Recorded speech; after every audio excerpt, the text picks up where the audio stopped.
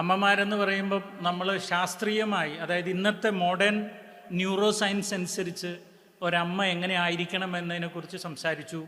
അതുപോലെ തന്നെ നമ്മൾ ഇസ്ലാം മതം അല്ലെങ്കിൽ ഖുർആനും ഹദീസുകളും ഒക്കെ ഒരമ്മയെക്കുറിച്ച് എന്താ പഠിപ്പിക്കുന്നതെന്ന് മനസ്സിലാക്കി. അതുപോലെ തന്നെ ഇന്ത്യൻ ഫിലോസഫിയിൽ നമ്മളതിന് വെറുതെ ഗീതയെ ആസ്ഥാനമാക്കി മാത്രമല്ല, നമ്മൾ വേദാന്തം മൊത്തത്തിലെടുത്തിട്ടാണ് ഒരമ്മ ആരായിരിക്കണം എന്ന് മനസ്സിലാക്കിയത്. ഇനി കുറച്ചു നേരം ഞാനൊരു കാര്യം ചെയ്യാം. എൻ്റെ വിശ്വാസം ബൈബിളിലാണ് കേട്ടോ. ഞാനൊരു കത്തോലിക്കനാണ്. അപ്പോൾ അതുകൊണ്ട് തന്നെ ബൈബിൾ അനുസരിച്ചും സഭയുടെ പഠനം അനുസരിച്ചും ഒരമ്മ ആരാണ് എന്നതാണ് എനിക്ക് കുറച്ചു നേരം ഞാൻ നിങ്ങളോട് പറയാൻ പോകുന്നത്. അപ്പം നമുക്ക് ആദ്യം തന്നെ ബൈബിളിലെ ആദ്യത്തെ അമ്മയെ എടുക്കാം. ആദ്യത്തെ അമ്മ ആരാന്ന് ചോദിച്ചാൽ നിങ്ങൾക്കറിയാം, അത് ഹവ്വായാണ് അല്ലേ, ആദ്യത്തെ അമ്മ. ഈ അമ്മ നമ്മളെ ഒരുപാട് പാഠങ്ങൾ പഠിപ്പിക്കുന്നുണ്ട്. ഒരുപാട് പാഠം എന്ന് പറഞ്ഞാൽ എനിക്ക് തോന്നുന്നു ഒരമ്മ ഭൂമിയിൽ ആരായിരിക്കണമെന്ന് അല്ലെങ്കിൽ ആരാവരുത് എന്നും ശ്രദ്ധിക്കണേ, രണ്ടും ഒരേപോലെ പഠിപ്പിച്ച ഒരമ്മയാണ് ഈ ഹവ്വ. ഒരു ഭൂമിയിൽ ഒരു ഭാര്യ അല്ലെങ്കിൽ ഒരമ്മ ഒരു കുഞ്ഞിനെ പ്രസവിക്കുന്നവൾ ആരായിരിക്കണമെന്നും ആരായിരിക്കരുത് എന്നും, sin of commission and omission, ഇത് രണ്ടും ഒരുപോലെ പഠിപ്പിക്കുന്ന ഒരാളാണ് ബൈബിളിലെ ഈ ആദ്യത്തെ അമ്മ, സോ കോൾഡ് ഹവ്വ എന്നുള്ളത്. നമുക്കിപ്പോൾ ഉദാഹരണത്തിന് ഒന്നാമത്തെ കാര്യം, നമ്മൾ ഈ ഭാര്യയെ എടുത്തു നോക്കുമ്പോൾ ഭാര്യയിൽ കാണുന്ന ആവരുത് എന്നുള്ള ഒരു ക്വാളിറ്റിയാണ് ഭർത്താവിൻ്റെ അറിവില്ലാതെ, ഐ റിപ്പീറ്റ്, ഭർത്താവിൻ്റെ അറിവില്ലാതെ മറ്റുള്ളവരുമായുള്ള സഹവാസം കൊണ്ടു നടക്കുക എന്നുള്ളത്. അത് വലിയ അപകടത്തിലേക്ക് ചെന്ന് അവസാനിക്കും. അതിനുദാഹരണമാണ് ഒരുപക്ഷെ ഈ പാമ്പിൻ്റെ അടുത്ത് പോയിട്ട് സംസാരിക്കുന്നുണ്ട് ഹവ്വ. അവൾ ഒറ്റക്കുള്ളപ്പോഴാണ് ഈ പാമ്പുമായിട്ട് സംസാരം നടക്കുന്നത്. അങ്ങനെ ഈ പാമ്പുമായിട്ടുള്ള സംസാരത്തിൽ അവർ നടത്തുന്ന ഒരുപാട് പ്ലാനുകളും പദ്ധതികളും അവസാനം ഈ പാവം ഒന്നും അറിയാത്ത ഭർത്താവിൻ്റെ അടുത്ത് എത്തുന്നു. ഭർത്താവ് അതെല്ലാം വിശ്വസിക്കുന്നു, അതിനനുസരിച്ച് ആക്ട് ചെയ്യുന്നു. അതോടെ മുഴുവനും തകരാറിലാകുന്നു എന്നുള്ളതാണ്. അപ്പം നമ്മൾ മനസ്സിലാക്കേണ്ട ഒരു കാര്യം, ഇവിടെ ഇരിക്കുന്ന ഓരോ അമ്മച്ചിമാരോടും ഞാൻ ആവർത്തിച്ച് പറയുന്നു, നിങ്ങൾ ജീവിതത്തിൽ എന്ത് ചെയ്യുകയാണെങ്കിലും നിങ്ങളുടെ മേൽ ദൈവം ഭരമേൽപ്പിച്ചിരിക്കുന്ന നിങ്ങളുടെ ഭർത്താവിനോട്, അതായത് കുടുംബത്തിൻ്റെ മൊത്തം ഭരണ ചുമതല എടുക്കുന്ന ഭർത്താവിനോട് ആലോചിച്ചിട്ടുള്ള തീരുമാനങ്ങളായിരിക്കണം എന്തും. അത് പ്രത്യേകിച്ച് മറ്റു വ്യക്തികളുമായുള്ള ബന്ധങ്ങൾ, വേറൊരാളുമായുള്ള സംസാരം. കാരണം നിങ്ങൾ വേറൊരാളുമായിട്ട് സംസാരിക്കുമ്പോൾ അത് പുരുഷനാകാം, സ്ത്രീ ആകാം, അത് നിങ്ങൾക്ക് നല്ലതാണെന്ന് തോന്നാം. പക്ഷേ ഇവരുടെയൊക്കെ ഉള്ളിൽ പാമ്പുണ്ടോ ഇല്ലയോ എന്ന് നമുക്കറിയാൻ പറ്റത്തില്ലല്ലോ. അപ്പോൾ ഇതൊരു വളരെ പ്രധാനപ്പെട്ട ഒരു പാഠമാണ്. അങ്ങനെ ഒരു അനുസരണക്കേട്, അതായത് ഭർത്താവിൻ്റെ അറിവില്ലാത്തതും അതേസമയം ദൈവവിരോധിയുമായ അല്ലെങ്കിൽ ദൈവത്തോട് അകന്നു നിൽക്കുന്ന ഒരാളുമായുള്ള ബന്ധം പലപ്പോഴും ദൈവകൽപ്പന ലംഘിക്കാനാണ് നിങ്ങളെ പ്രേരിപ്പിക്കുക. ഇത് തന്നെയല്ലേ ഹവ്വായ്ക്ക് സംഭവിച്ചത്. ഹവ്വായ്ക്ക് സംഭവിച്ചത് ദൈവം അരുത് എന്ന് പറഞ്ഞത് അവൾ ചെയ്യാണ്. അവളത് ചെയ്തത് കൊണ്ട് അതിനുള്ള പ്രത്യാഘാതം അല്ലെങ്കിൽ അതിനുള്ള പരിണിത ഫലം അനുഭവിക്കുന്നത് അവൾ മാത്രമല്ല, അവളുടെ ഭർത്താവ് അനുഭവിക്കേണ്ടി വരുന്നു, അവർക്ക് ജനിക്കുന്ന കുഞ്ഞുങ്ങൾ അനുഭവിക്കേണ്ടി വരുന്നു, തലമുറ അനുഭവിക്കേണ്ടി വരുന്നു, ഇന്ന് ഞാനും നിങ്ങളും അനുഭവിക്കേണ്ടി വരുന്നു എന്നുള്ളതാണ്. ലോകം അല്ലെങ്കിൽ ഈ പ്രകൃതി മൊത്തം അതിൻ്റെ ഒരു ഭാരം പേറേണ്ടി വരുന്നുണ്ട്. അപ്പോൾ ഈ ഹവ്വ നമ്മളെ പഠിപ്പിക്കുന്ന ഏറ്റവും പ്രധാനപ്പെട്ട പാഠം, ദൈവത്തോട് അല്ലെങ്കിൽ ദൈവം കൽപ്പിച്ചതിന് എതിരെ പ്രവർത്തിക്കുകയോ ഭർത്താവിൻ്റെ അറിവില്ലാതെ സ്വയം തീരുമാനത്തിൽ ഓരോ കാര്യങ്ങൾ ചെയ്യുകയോ ചെയ്താൽ അത് കുടുംബത്തെയും സമൂഹത്തെയും പ്രകൃതിയെയും തന്നെ ദ്രോഹിക്കുന്ന ഒരു വലിയ പാപം അതിനകത്തുണ്ട് എന്ന ഒരു പാഠമാണ് ഹവ്വ നമ്മളെ പഠിപ്പിക്കുന്ന പ്രധാനപ്പെട്ട പാഠം. ഇനി ഒരുപാട് പാഠങ്ങളുണ്ട്, പക്ഷേ ഞാൻ ഈ സമയം കുറവുള്ളത് കൊണ്ടും അത് ബൈബിളിലെ കുറേ അമ്മമാരെ കുറിച്ച് പറയാനുള്ളത് കൊണ്ടും ഇത് ഇത്രയും പറഞ്ഞു നിർത്തുന്നു. രണ്ടാമത്, ബൈബിളിലെ ഏറ്റവും പ്രധാനപ്പെട്ട ഒരു അമ്മ ആരാന്ന് ചോദിച്ചാൽ, ഞാൻ പ്രധാനപ്പെട്ട അമ്മമാരെ എടുക്കുന്നുള്ളൂ. ബൈബിളിലുള്ള മുഴുവൻ അമ്മമാരെ കുറിച്ചും പഠിക്കാൻ നിന്നാൽ 365 ദിവസം 365 ടോക്ക് ഇട്ടാലും തീരാൻ പോകുന്നില്ല. അതായത് 365 ദിവസം നിങ്ങളിവിടെ ഇരുത്തി പഠിപ്പിച്ചാലും അത് തീരാൻ പോകുന്നില്ല. പക്ഷേ എങ്കിലും രണ്ടാമത് നമ്മളെ പഠിപ്പിക്കുന്ന പ്രധാനപ്പെട്ട ഒരു പാഠം അത് സാറയാണ്. എന്താണ് ഈ മഹതിയുടെ പ്രത്യേകത എന്ന് ചോദിച്ചു കഴിഞ്ഞാൽ, അവർക്ക് ദൈവം ഒരു അനുഗ്രഹ വാഗ്ദാനം കൊടുക്കുകയാണ്. അതായത് ഇങ്ങനെ ചിന്തിക്കും, ജീവിതത്തിൽ അവരുടെ ഉള്ളിൽ ഒരു പ്രതീക്ഷ അല്ലെങ്കിൽ അവരുടെ ഉള്ളിൽ ഒരു ആഗ്രഹം, അല്ലെങ്കിലും മനുഷ്യനെ മുന്നോട്ട് നയിക്കുന്ന സാധനം ആഗ്രഹമാണ് അല്ലേ? ശരിക്കും അല്ലേ? നമുക്ക് നാളെയെക്കുറിച്ചുള്ള ആഗ്രഹങ്ങൾ, പ്രതീക്ഷകളാണ് നമ്മളെ മുന്നോട്ട് നയിക്കുന്നത്. എന്തും അത് നമ്മളിപ്പം ചില ആളുകളെ സംബന്ധിച്ചിടത്തോളം വൈകുന്നേരം കള്ളുകുടിക്കാം എന്നുള്ള ഒരു പ്രതീക്ഷ കൊണ്ടാണ് രാവിലെ അവർ ഓടിക്കിടന്ന് പണിയെടുക്കുന്നത്. സത്യം. ചിലരെ സംബന്ധിച്ചിടത്തോളം ഞാൻ ഒരുപാട് പഠിച്ചാൽ പിന്നീട് ജോലി കിട്ടും, കാശുണ്ടാക്കും, നല്ല കല്യാണം കഴിക്കാം, നല്ല മക്കളുണ്ടാകാം, നല്ല വീടുണ്ടാകാം, എന്നിട്ട് മക്കളുടെ മക്കളുണ്ടാകാം. അത് കഴിയുമ്പം അവസാനം മരണമാണെന്ന് കണ്ടാൽ പോലും നാളെ എന്തൊക്കെയോ ചെയ്യാനുണ്ടെന്നുള്ള പ്രതീക്ഷയിൽ ഓടുന്നതാണ്. ഇവിടം വരെ ഈ ഫിലോകാലിയ ഫാമിലി അക്കാഡമിയിൽ വന്ന് നിങ്ങൾ ഇവിടെ ഇരുന്ന് ക്ലാസ് കേൾക്കുന്നത് വരെ നാളെ നിങ്ങളുടെ കുടുംബം സ്വർഗ്ഗതുല്യമായി മാറണമെന്നുള്ള വലിയ ആഗ്രഹം കൊണ്ട് തന്നെയാണ്. അപ്പോൾ നമ്മുടെ എല്ലാം ജീവിതം പ്രതീക്ഷ കൊണ്ട് മുന്നോട്ട് നീങ്ങുന്നതാണ്. അപ്പോൾ ഈ സാറയുടെ പ്രതീക്ഷ, എനിക്കൊരു കുട്ടി വേണം, അതൊരു പെണ്ണ്, അതായത് ഒരു സ്ത്രീ ഈ ഭൂമിയിൽ ജനിച്ചു കഴിഞ്ഞാൽ ആ സ്ത്രീയുടെ സ്ഥൈരണവീയതയിൽ അല്ലെങ്കിൽ ആ സ്ത്രീത്വത്തിൽ കിടക്കുന്നതാണ് ഒരമ്മയായി മാറണം എന്നുള്ളത്. അപ്പോൾ അവരുടെ ഒരു ആഗ്രഹമാണ് അമ്മയാവണം. അങ്ങനെ ഇവർ ദൈവത്തോട് അതിനുവേണ്ടി പ്രാർത്ഥിക്കുന്നു, യാചിക്കുന്നു. അവസാനം ദൈവം വാക്ക് കൊടുക്കുന്നു. വാക്കനുസരിച്ചിട്ട് അവർ 1 അല്ല 5 അല്ല 10 അല്ല 15 അല്ല 20 അല്ല 25 വർഷമാണ് അവർ കാത്തിരിക്കുന്നത് ഒരു കുഞ്ഞിനെ കിട്ടാൻ. അവസാനം ദൈവം വാക്ക് പാലിക്കുന്നു, കുഞ്ഞിന് കിട്ടുകയും ചെയ്യുന്നുണ്ട്. അപ്പോൾ ഇവിടെ ഈ സാറ അമ്മ നമ്മളെ പഠിപ്പിക്കുന്ന ഏറ്റവും വലിയ പാഠം എന്താണെന്ന് ചോദിച്ചാൽ, ദൈവത്തിൻ്റെ അനുഗ്രഹം നേടാൻ നമ്മൾ ആഗ്രഹിക്കുകയും അതിനുവേണ്ടി നമ്മൾ പ്രാർത്ഥിക്കുകയും ദൈവം വാഗ്ദാനം ചെയ്യുകയും ചെയ്തിട്ടുണ്ടെങ്കിൽ അതിനുവേണ്ടി കാത്തിരിക്കാനുള്ള മനസ്സ് നമുക്കുണ്ടാകണം എന്നുള്ളതാണ്. ക്ഷമയുടെ നെല്ലിപ്പലക കാണുമെന്നൊക്കെ കേട്ടിട്ടില്ലേ? അതാണ് സാറ നമ്മളെ പഠിപ്പിക്കുന്ന ഏറ്റവും വലിയ പാഠം. ഇവിടെ ഇരിക്കുന്ന അപ്പച്ചനോടും അമ്മച്ചിയോടും എനിക്കിത് തന്നെ പറയാനുള്ളൂ. നിങ്ങൾക്ക് ജീവിതത്തിൽ ഒരുപാട് പ്രതീക്ഷകളുണ്ട്. ആ പ്രതീക്ഷകൾ, സ്വപ്നങ്ങൾ ദൈവം അറിയാതെ നിങ്ങളുടെ ഉള്ളിൽ തന്നെ ഉണ്ടായതൊന്നുമല്ല. Because God want you to have it, he give you that desire. അതുകൊണ്ടാണ് ദൈവം ആ ഒരു ആഗ്രഹം ഉള്ളിൽ തന്നിരിക്കുന്നത്.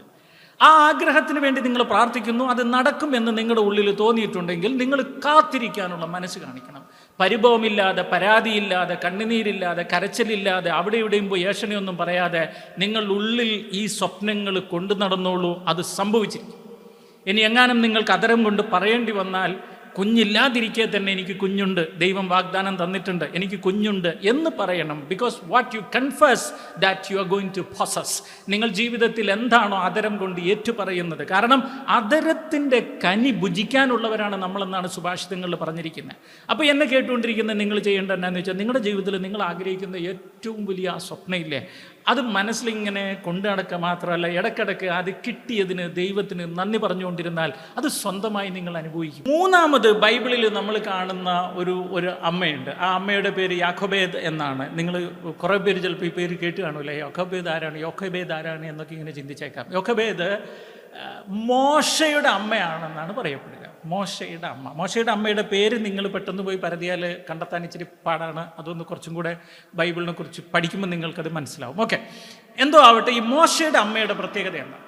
മോശയുടെ അമ്മയുടെ പ്രത്യേകത, ആ കാലഘട്ടങ്ങളിൽ ഹെബ്രായ സ്ത്രീകൾക്ക് ആൺകുട്ടികൾ ഉണ്ടായാൽ നേരെ നൈൽ നദിയിൽ എറിഞ്ഞു കൊന്നേക്കാൻ വേണ്ടി രാജാവ്, അല്ലെങ്കിൽ അന്നത്തെ ആ രാജാധിപൻ, രാജ്യത്തിൻ്റെ അധിപൻ കൽപ്പിച്ച് എല്ലാവരെയും എറിഞ്ഞു കളയുന്ന കാലം. സ്വന്തം മോൻ്റെ ജീവിതം സകലതും തകരാറിലാണ്, അപകടത്തിലാണ്, നഷ്ടപ്പെടും എന്ന് ബോധ്യപ്പെടുന്ന കാലം. എന്തോ ഉള്ളിൽ ഭയങ്കര ദൈവാശ്രയമാണ്. ഈ ഹെബ്രായർക്ക് അങ്ങനെ ഒരു ഗുണമുണ്ട്. അവരുടെ ദൈവത്തെ വല്ലാതെ ആശ്രയിക്കുന്നവരാണ്. അവർ ഈ ദൈവത്തെ ഭയങ്കരമായിട്ട് ആശ്രയിച്ചിട്ട് ഈ കുഞ്ഞിനെ നൈൽ നദിയിലേക്ക് ഒഴുക്കി വിടുമ്പോഴും മാറി നിന്ന് ഈ കുഞ്ഞിന് എന്ത് സംഭവിക്കുന്നു എന്ന് നോക്കുന്നു. അവസാനം ഈ കുഞ്ഞിനെ ഒരു പെൺകുട്ടി അവിടെ നിന്ന് എടുത്തുകൊണ്ട് പോകുന്നു. പെൺകുട്ടി എത്തിക്കുന്നത് പാലസിലേക്കാണ്. പാലസിലെ ജോലിക്കാരിയായിരുന്ന ഈ യോക്കോബേദിനെ തന്നെയാണ് അവസാനം ഈ സ്ത്രീ മുലയൂട്ടാൻ വേണ്ടിയിട്ട്, അതായത് ഈ കുഞ്ഞിനെ നൈൽ നദിയിൽ നിന്ന് എടുത്ത് സ്ത്രീ മുലയൂട്ടാൻ വേണ്ടി ഏൽപ്പിക്കുന്നത്. എന്ന് പറഞ്ഞാൽ കൊച്ചിനെ കളഞ്ഞ അമ്മയുടെ കയ്യിൽ തന്നെയാണ് കൊച്ചിനെ മുലയൂട്ടാൻ എത്തിച്ചു കൊടുക്കുന്നത്. അങ്ങനെ അമ്മയുടെ കീഴിൽ കൊച്ചു വളർന്ന് വലുതാവുന്നു. അവസാനം ഒരു സമുദായത്തിന് മുഴുവനും രക്ഷകനായി അവൻ മാറുന്ന രംഗമാണ് നമ്മൾ കാണുന്നത്. അപ്പോൾ എന്താണ് ഈ മോശയുടെ അമ്മ നമ്മളെ പഠിപ്പിക്കുന്ന പാഠമെന്ന് ചോദിച്ചാൽ, നിങ്ങളുടെ മക്കളെ നാനാദിക്കുകളിൽ നിന്നും ഉപദ്രവിക്കാൻ ദൈവത്തിൻ്റെയും മനുഷ്യൻ്റെയും ശത്രുവായ ശാത്താൻ ഇടപെടുമ്പോൾ, അത് കടബാധ്യത കൊണ്ടാകാം, അത് കുടുംബത്തകർച്ച കൊണ്ടാകാം, അത് മറ്റു ശത്രുക്കൾ കൊണ്ടാകാം, അത് മതത്തിൻ്റെയും ജാതിയുടെയും വർണ്ണത്തിൻ്റെയും വർഗീയതയുടെയും രാഷ്ട്രീയത്തിൻ്റെയും ദേശത്തിൻ്റെയും ഭാഷയുടെയും അല്ലെങ്കിൽ ലിംഗത്തിൻ്റെയും പേരിലാകാം. നിങ്ങളുടെ മക്കൾക്കെതിരെ ഈ ഭൂമിയിൽ ആരൊക്കെ ഏതൊക്കെ എന്തൊക്കെ തരത്തിൽ ഉപദ്രവങ്ങൾ അഴിച്ചുവിട്ടാലും ഒരമ്മ എന്ന നിലയിൽ നിങ്ങൾ പൂർണ്ണമായി ദൈവത്തെ ആശ്രയിക്കുകയും ആ കുഞ്ഞിനെ ദൈവകരങ്ങളിൽ സമർപ്പിച്ച് പ്രാർത്ഥിക്കുകയും ചെയ്താൽ ആ കുഞ്ഞിനെ സംരക്ഷിച്ച് ഉന്നതിയിലെത്തിക്കാൻ നിങ്ങൾക്ക് വേണ്ടി മാത്രമല്ല, നിങ്ങളുടെ സമുദായത്തിൻ്റെ മുഴുവനും രക്ഷകനാക്കി മാറ്റാൻ നിങ്ങൾക്ക് സാധിക്കും. അതൊരമ്മയുടെ ദൈവാശ്രയത്തിലിരിക്കുന്ന കാര്യമാണ്, ഒരമ്മയുടെ ചങ്കുറപ്പിലിരിക്കുന്ന കാര്യമാണ്. അതുകൊണ്ട് നിങ്ങൾ മക്കളെ ഓർത്ത് ഇപ്പോൾ ഈ ക്ലാസ് കഴിഞ്ഞ് പുറത്തിറങ്ങുമ്പോഴേക്ക് ഉടനെ വന്ന് എൻ്റെ ബ്രദറെ, എൻ്റെ മോളങ്ങനെയാ എന്നും പറഞ്ഞ് മോങ്ങുന്നതിന് പകരം ദൈവത്തെ അള്ളിപ്പിടിക്കാൻ സാധിക്കണം ഈ യോഖബേദിനെ പോലെ. തീർച്ചയായും നിങ്ങളുടെ മക്കൾ ഒരു സമുദായത്തിന് മുഴുവൻ, അല്ലെങ്കിൽ ഒരു സമൂഹത്തിന് മുഴുവൻ, അല്ലെങ്കിൽ മാനവകുലത്തിന് മുഴുവനും ഉപകാരമുള്ള കുട്ടിയായി മാറുമെന്നുള്ളതാണ്. നാലാമത് ബൈബിളിൽ നമ്മൾ കാണുന്ന വേറൊരമ്മയാണ് നവോമി. നവോമി എന്ന് പറഞ്ഞാൽ ഞാൻ സ്വന്തം കുഞ്ഞുങ്ങളുടെ അമ്മ എന്ന് പറയുന്നതിനേക്കാളുപരി ഒരു മരുമകളുടെ അമ്മ എന്ന് ഞാൻ എടുത്തു പറയാൻ ആഗ്രഹിക്കുകയാണ്. സത്യത്തിൽ മോൻ കെട്ടിവരുന്ന പെൺകുട്ടിയോട് എങ്ങനെ ഒരമ്മ പെരുമാറണമെന്ന് ഇത്രയും വ്യക്തമായി പഠിപ്പിച്ചിരിക്കുന്ന വേറൊരു സ്ത്രീ അല്ലെങ്കിൽ വേറൊരു വ്യക്തിയെക്കുറിച്ച് ബൈബിളിൽ കാണാൻ പറ്റില്ല, നവോമി. ഇവരുടെ പ്രത്യേകത എന്നാന്ന് വെച്ചാൽ ഈ മരുമകൾക്ക് ജീവിതത്തിൽ ചില പ്രശ്നങ്ങളുണ്ടാകുമ്പോൾ മരുമകളെ എന്താ പറയുക, ഒരു തള്ളക്കോഴി കുഞ്ഞുങ്ങളെ ചിറകിൻ്റെ കീഴിൽ സംരക്ഷിക്കുന്നത് പോലെ നാടുവിട്ട് മാറി ശത്രുക്കളിൽ നിന്ന് രക്ഷപ്പെടാൻ വേണ്ടി വ്യക്തമായ ഉപദേശവും തന്ത്രങ്ങളും സൂത്രങ്ങളും അറിവുകളും ഒക്കെ പഠിപ്പിച്ചു കൊടുക്കുകയാണ്. അതായത് മരുമകളെ സംരക്ഷിക്കുന്ന ഒരമ്മായിയമ്മ. എനിക്കൊന്ന് ഇന്ന് ഭൂമിയിൽ ഏറ്റവും കുറവുള്ളൊരു സാധനം അതാണ്. ഇന്ന് ഭൂമിയിൽ കാണുന്ന പൊതുവേ ഉള്ള അമ്മായിയമ്മമാരൊക്കെ മരുമകളെ മാക്സിമം എങ്ങനെ ദ്രോഹിക്കാമെന്നാണ്. കാരണം ഈ അമ്മ 9 മാസം വയറ്റിൽ ചുമന്ന് പ്രസവിച്ച് കയ്യോ കാലോ വളരുന്ന എന്നൊക്കെ നോക്കിയിട്ട് ആ കുഞ്ഞിക്കാലിനെ വളർത്തി വലുതാക്കി ഒരാൺകുട്ടിയാണ്. അവനിൽ ഒരുപാട് പ്രതീക്ഷ കുടുംബം മുഴുവനും വെച്ചിരിക്കുക. ഒരു പെൺകുട്ടി അവൻ പ്രണയിക്കുന്നു, പെൺകുട്ടിയെ വിവാഹം കഴിക്കുന്നു, പെൺകുട്ടിയെ വീട്ടിൽ കൊണ്ടുവരുന്നു. അമ്മയെക്കാളധികം, ചിലപ്പോൾ അപ്പനേക്കാളധികം ഈ പെൺകുട്ടി അവൻ സ്നേഹിച്ച് കരുതുന്നത് കാണുമ്പം അറിഞ്ഞോ അറിയാതെയോ ഉള്ളിലൊരു അസൂയ പൂണ്ടിട്ട് ഈ പെൺകുട്ടിയോട് എങ്ങനെയൊക്കെയോ ഒരു അകൽച്ച വന്നിട്ട് ഏതൊക്കെയോ തരത്തിൽ ഈ മോനെയും മോളെയും തെറ്റിച്ചുകൊണ്ടിരിക്കുന്ന അമ്മമാർ പെരുകുന്ന ഈ ഒരു കാലത്ത് നവമി നമുക്കൊരു വലിയ പാഠമാണ്.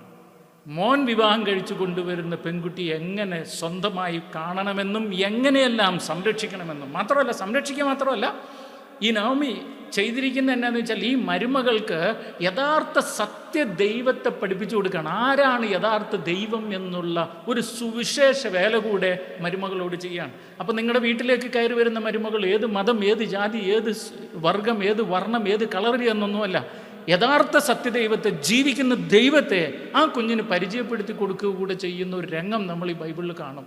അപ്പം ഇത് വളരെ പ്രധാനപ്പെട്ട ഒരു കാര്യമാണ്. ഒറ്റ വാക്കി പറഞ്ഞാൽ മരുമകളെ മക്കളായിട്ട് തന്നെ അല്ലെങ്കിൽ അതിലുപരി തന്നെ സ്നേഹിക്കുകയും അവരെ കരുതുകയും അവരെ ദൈവിക സംരക്ഷണത്തിൽ വളർത്തുകയും ചെയ്യുന്ന ഒരമ്മ ഈ 4ാമത്തെ അമ്മയിൽ നമ്മൾ കാണുന്നുണ്ട്. ഇനിയും ബൈബിളിലെ മറ്റൊരമ്മയാണ് നമ്മളുടെ 5ാമത്തെ അമ്മ. അതൊരു ഹന്ന. ഈ അമ്മയുടെ പ്രത്യേകത എന്നാന്ന് ചോദിച്ചു കഴിഞ്ഞാൽ ഈ അമ്മയ്ക്ക് കുഞ്ഞുണ്ടാവില്ല എന്ന് ഡോക്ടർ വിധി എഴുതുന്നു, നാട്ടുകാർ വിധി എഴുതുന്നു, കൊച്ചുങ്ങളുണ്ടാവില്ല എന്ന്. അങ്ങനെ കൊച്ചുങ്ങളുണ്ടാകൂല, മച്ചിയാണ്, അല്ലെങ്കിൽ എന്താ പറയുക, ബാരൻ വിമനാണ് എന്നുള്ള വിധി കേട്ടിട്ടും ഇവർ ദൈവത്തിലുള്ള ആശ്രയത്തെ തള്ളിക്കളയുന്നില്ല.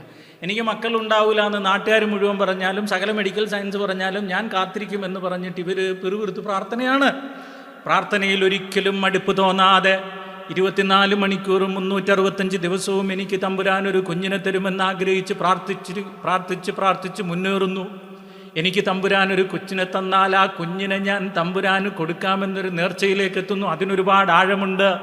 എന്താണ് ആ വാക്കിൻ്റെ ആഴമെന്നറിയുമോ? എൻ്റെ ജീവിതത്തിലെ ഏറ്റവും വലിയൊരു സ്വപ്നമാണ് ഒരു കുഞ്ഞിക്കാല് കാണുക എന്നുള്ളത്. ആ സ്വപ്നത്തിൽ തന്നെയും ഞാൻ പറയുന്നത് എന്താണെന്നറിയോ? ആ സ്വപ്നത്തിലധികം എനിക്കിഷ്ടം എൻ്റെ ദൈവത്തെയാണ്. ഈ സ്വപ്നത്തിലധികം ഞാൻ ഇഷ്ടപ്പെടുന്നത് എൻ്റെ തമ്പുരാനെയാണ്. അതുകൊണ്ട് എൻ്റെ ഈ സ്വപ്നം ദൈവം സാക്ഷാത്കരിച്ച് എനിക്കൊരു കുഞ്ഞിക്കാല് തന്നാൽ ആ കുഞ്ഞിക്കാലിനെ ഞാൻ ദൈവത്തിന് തിരിച്ച് സമർപ്പിക്കുമെന്നുള്ളതാണ്. വാ, എന്തൊരു വിശ്വാസമല്ലേ! ആ വിശ്വാസത്തിൻ്റെ ആഴമാണ് ഹന്ന അവസാനം ഈ ശമൂവേലിനെ ദൈവത്തിന് തന്നെ തിരിച്ചു കൊടുക്കുന്ന രംഗം. ഇവിടെ ഇരിക്കുന്ന ഓരോ അമ്മമാരോടും എനിക്കത് തന്നെ പറയാനുള്ളൂ. നിങ്ങൾ ചെയ്യേണ്ടത് നിങ്ങൾ കുഞ്ഞിനെ ലഭിക്കും എന്ന് ഡോക്ടർമാർ പറഞ്ഞ് പെട്ടെന്ന് ലഭിച്ചാലും, ഇനി ലഭിക്കില്ല എന്ന് പറഞ്ഞ് ലഭിക്കാൻ കാത്തിരുന്നാലും, നിങ്ങളിപ്പോൾ ഏതവസ്ഥയിലാണെങ്കിലും നിങ്ങൾക്ക് ലഭിക്കുന്ന മോനെ മോളെ ദൈവാശ്രയത്തിൽ വളർത്തും, ദൈവ ഇഷ്ടത്തിന് വിട്ടുകൊടുക്കുമെന്നൊരു തീരുമാനത്തോടെ നിങ്ങൾ മുന്നോട്ട് പോയാൽ അത് നിങ്ങളുടെ കുടുംബത്തിന് മാത്രമല്ല അനുഗ്രഹം, നിങ്ങളുടെ സമുദായത്തിന് മാത്രമല്ല അനുഗ്രഹം, മാനവ കുലത്തിന് തന്നെ വലിയ അനുഗ്രഹമായി മാറുന്നത് നമുക്ക് കാണാം.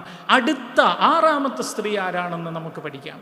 കൂട്ടുകാരെ, നിങ്ങൾക്കറിയാവുന്നതുപോലെ ഫിലോകാലിയ ഫൗണ്ടേഷൻ നമ്മുടെ നാടിന് ഒരു അനുഗ്രഹമായിട്ട് വളരെ ഭംഗിയായി കഴിഞ്ഞ 5 വർഷം പൂർത്തിയാക്കി മുന്നോട്ട് പോയിക്കൊണ്ടിരിക്കുകയാണ്. ഇതിൻ്റെ ഏറ്റവും പ്രധാനപ്പെട്ട നന്മ പ്രവൃത്തിയിൽ ഒന്നാണ് ഫിലോകാലിയ ഫാമിലി അക്കാഡമി കുടുംബ വിജ്ഞാന കേന്ദ്രം എന്ന് പറയുന്നത്. അവിടെ നടക്കുന്ന പ്രോഗ്രാമുകളെ കുറിച്ച് കൂടുതൽ അറിയാനുള്ള ഡീറ്റെയിൽ ഇവിടെ ഉണ്ട്.